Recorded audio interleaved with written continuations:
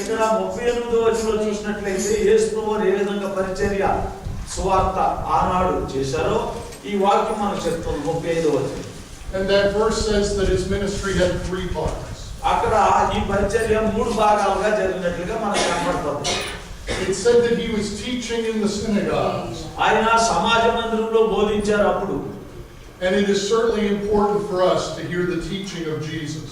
యేసు ప్రభువు ఏం బోధించారో ఆనాడు అనేది వారికే కాదు మనకు కూడా ఎంతో అది అవసరం. ఏమని బోధించారో చూద్దాం. Philippians 3:10 says how important it is that we should know him. మొట్టమొదటిది ఏంటంటే 3 పాయింట్స్ లో మొదట ఆయన ఎవరో ఏంటో మనం తెలుసుకోవాలి. అదండి. Now how do we hear the words of Jesus?